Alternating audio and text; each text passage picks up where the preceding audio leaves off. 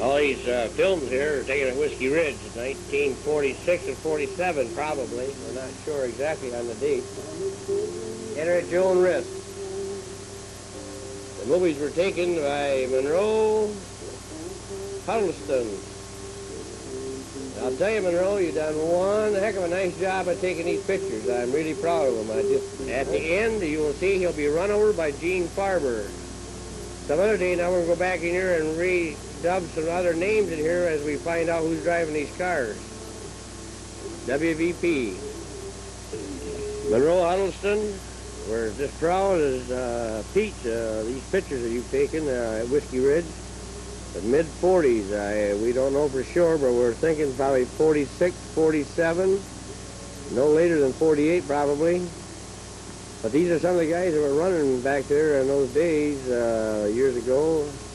There's one other young man I want to give a lot of credit to because it takes a lot of effort and so forth to find this. Gary is Joe Bazaki's son. Joe is one of the pioneers of racing. He started probably 46 through 49. And I can't say enough of the extra effort that Gary went to get this film. He told me about it, that it was some around, and he kept going and going until he finally did get a hold of Monroe and set up a date of getting this film together. It's just super good. The black convertible there is 6'6". Paul Holman's car out of Hesperia. Probably Dean Allen driving. The blue and white one was 555. It'll be Bud Griffin. No helmet. Boy, no roll bars, huh? Woo. No roadsters. They're hanging right out there. Blue car is Harry Wilkie.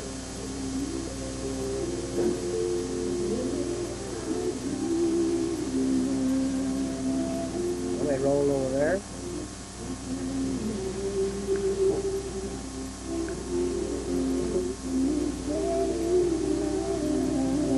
Look at the nice cars. Collector's items.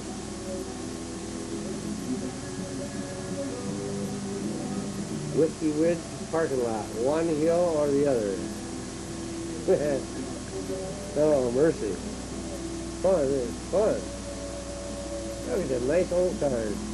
This is up on top of the big hill. Look at this. 101 there. I think I get the number on that one. Yoo-hoo! Oh, I love it.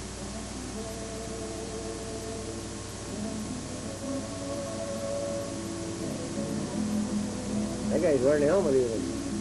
101 there in the lead. No, maybe, I don't know. I got grouped up there for a second or two. I can't quite make that one out there, what that number is there on the outside. I'm sure that's from his Henderson's or Holman's old Hudson there in the lead.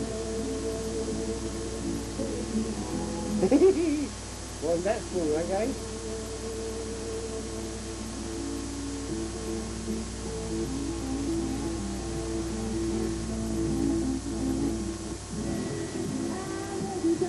Coast Brothers there. Gene Farber, just one knows this man right here. He's the one taking the film. Headed for the hospital. You see him, them taking him into Hackney Hospital. He's conscious and everything, but Gene even went up and visited him after the races. I like that there, the paramedic. Do it yourself. The pitman arm broke on the steering. Just here, this particular point right here you can't see too well. We're going to go right back through the same thing right here, and you're going to see Gene's turning that wheel. Look at his split, but it doesn't turn. This right here is Monroe Huddleston laying in the ambulance. Here comes Gene right here, coming right off the track. Look at his hands on the steering wheel. He's leaning to the left and just a cranking that wheel. It's not cranking. The guy right behind him there, he's shooting off to the side because he sees Gene's got a problem. Gene comes right off and runs right over Monroe Huddleston. Huddleston was taking the pictures, and somebody hollered at him, they said, and the Huddleston said, oh, he never runs off the track. Well, Gene couldn't have it. And Hyde drove the car, 27. That's when we jumped up down and showed him, and now that you just down, he'll really get excited because these here are really good shots, and I really... 7, Bad Height drove it. That was still over at Saginaw, or at Owasso.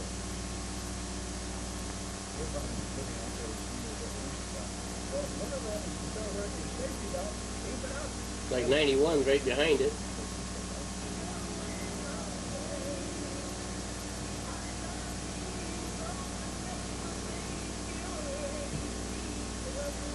Joe Quinn drove the car, big car. He also owned or run Saginaw Racetrack. Anyhow, Joe Quinn drove the car.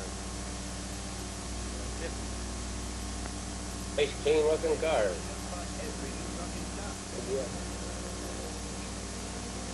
You're a lot younger there today than you were today, huh? There was a young feller back then. A whole lot of talent for driving and building race cars. Roger Jonathan is number 17. Red Emmett started in 25 cars. Then started saying, what the heck you doing parking there? And you, Rocky. Happy Rocky. That's the spinner that's when he drives. He has one teleburner, spinner. Stand on her, Dad. No, there's no mistaking it is Tommy Lane.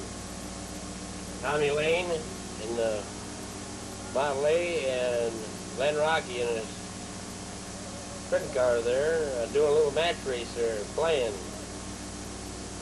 And Robert Sr.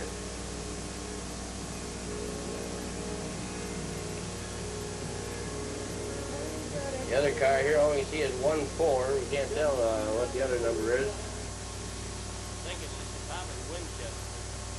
Glenn in the lead. Not Robert Sr. And Glenn Rocky. Right out there just to get with it.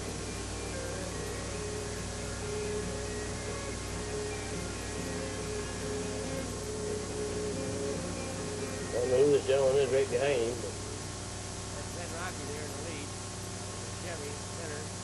Well, no, right behind him. I tried everything in the world around him. I think he's at the mile track in Detroit. Well, you see Detroit, see this right here? This goes back to the 40s and 50s. Glenn Rocky leading, I don't know what the other song's saying is, around the mile track of Detroit. Of course, is when Glenn Rocky won that 100-lap championship at Marne.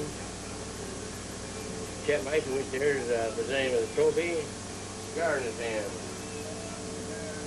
I'll tell you what, Chester, how you like 6 of them days? Down the Marne half mile. Doing some close-ups of these. There's the big old cigar.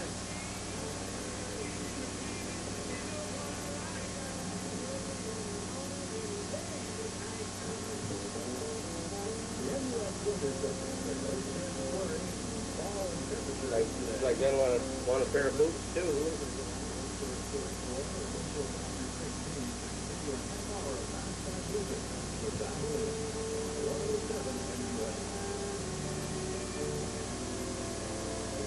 The old flathead. Picture earlier too. The old number 1 key bucket there, Glenn. 1 and 2 at a time and get this stuff on film finally, so we'll be at it again here shortly.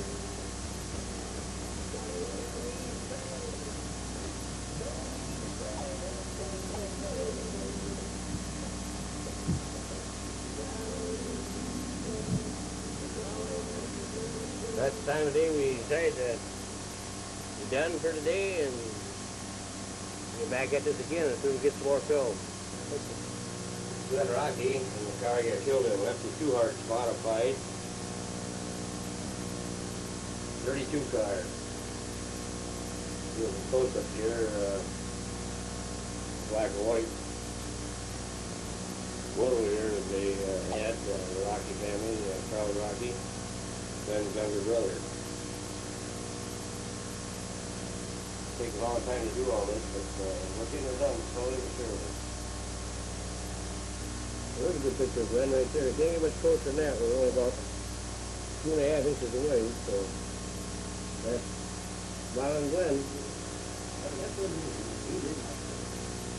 Number 19. It was probably 1948. Was raised at Marne and Wiskey Ridge. We're going to go through quite a series of these. This is Dick Peoples. The pictures that we have of that era of drivers, he was one of the first ones to start racing around this part of the country.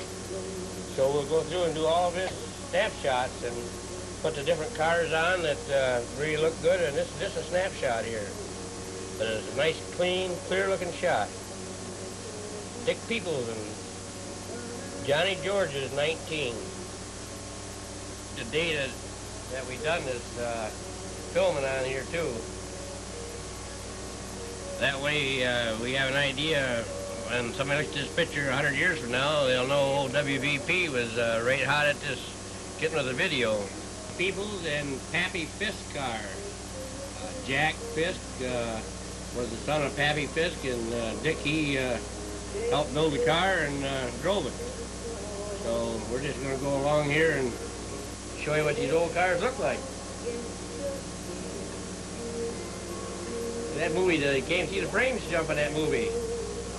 Sprint car drivers, late model drivers, and all you today drivers, that's how racing began right there. It's Dick Peoples behind the wheel, 1946, Wiskey Ridge. How do you like the looks of them guys? Neat, huh? Wagon wheels for roll bars.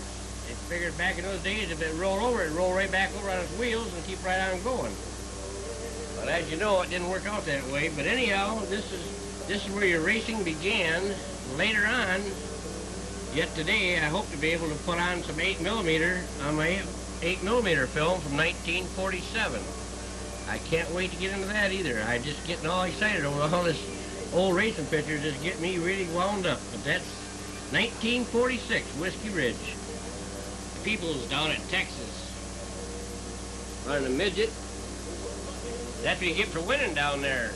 A little surplus there, so you go out and really get in the gas pedal when it's time to get the feature. Dick Peoples in a midget from Texas. He went down to Texas in late 47, 48. He was in Texas running midgets and big cars down there. Peoples' last stock car he drove, I know he ran it at Speedrome. He built this, that's all it was. Hairpiece, hold your hairpiece on there while you're going fast. There's not even a roll bar in that car. 1946, Wiskey Ridge. That's Dick Peoples and Larry Howell. I think Howell was out of Hesperia, I believe. But anyhow, I love seeing this kind of stuff because this is what it all originated from right here. If these guys had a little bigger pants than what you guys are wearing. This is Dick Peoples standing alongside the car. The date was May 16th, or May 10th, I'm not sure. May 10th. But it doesn't give the actual date. It doesn't, but we think it's around 1950, 1951. Two guys from Hart wanted this Plymouth to be super fast and not put a scratch on it. Well, that's what happened. Dick took her out and raced it. I don't even know if he raced it. It might have been just timing it in, but that's what happened to it. It only looked like the motor's even left in it. Walked away. So I don't think that they were worried about scratching it after that. If they ever put it back together, why, they forgot about scratching race cars at racetracks. We got Kerry here with us, and we're doing this filming. The reason that car looks so bad is when his dad tipped it over, it didn't hurt it. But it was laying top to the traffic, and a guy drove into the top of that sucker and put a dent in Dick's helmet even. It hit that hard. Walked out of it. Well, no hospitalization. There he is, smiling. But I'll tell you what, that's sure a hard way to go. But got hit right in the roof. Evidently, Dick won a helmet at a helmet race there. It looks to me like that's probably an old Army helmet. But That's what the old cars used to look like right there. It had to be an old Ford. You can tell by looking at that old flathead there at the end of that 77. State championship, probably like our mid-season championship or season championship back in those days. Big people's won this here at Owasso. We'd show you the front of the car, but you can't really see it.